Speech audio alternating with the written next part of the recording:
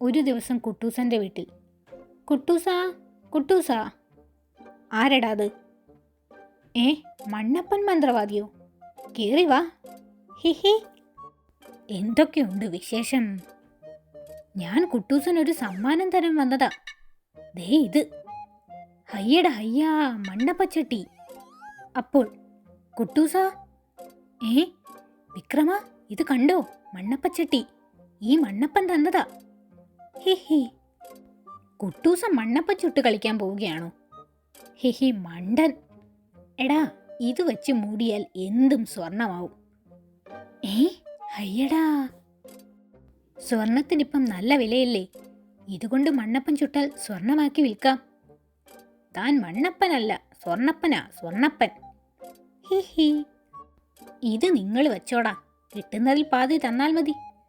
Thank you Kuttoosa. ഇനി നമ്മൾ ഒരു കലക്ക് കലക്കും. വിക്രമ, നമുക്ക് മണ്ണപ്പച്ചട്ടി ഒന്ന് പരീക്ഷിച്ചാലോ? ശരിയാ, മണ്ണ് കുഴച്ച് ചട്ടി വെച്ച് മൂടാം. ഹെഹി, മൂടി. ഉടൻ ഹായ്, സ്വർണക്കട്ടി. അയ്യടാ, വാ, നമുക്കിത് വല്ല ജ്വല്ലറിക്കാർക്കും വിൽക്കാം. അതെ അതെ, ലക്ഷങ്ങൾ കിട്ടും.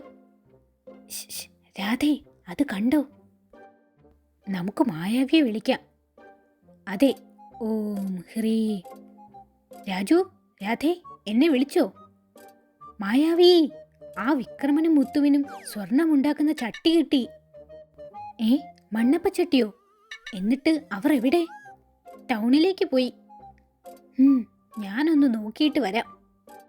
വൈകാതെ. അതാ അവർ. ഈ ബൈക്ക് അവരുടെ മുന്നിലെത്തിക്കാം. വേഗം നടക്ക്, കാല് കുഴഞ്ഞു.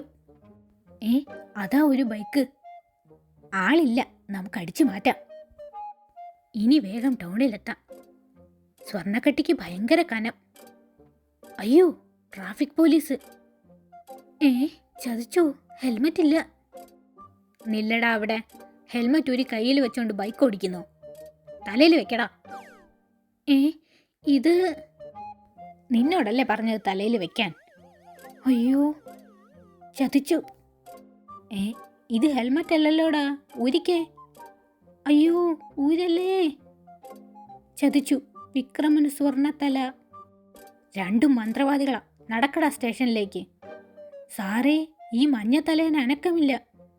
ഹഹ.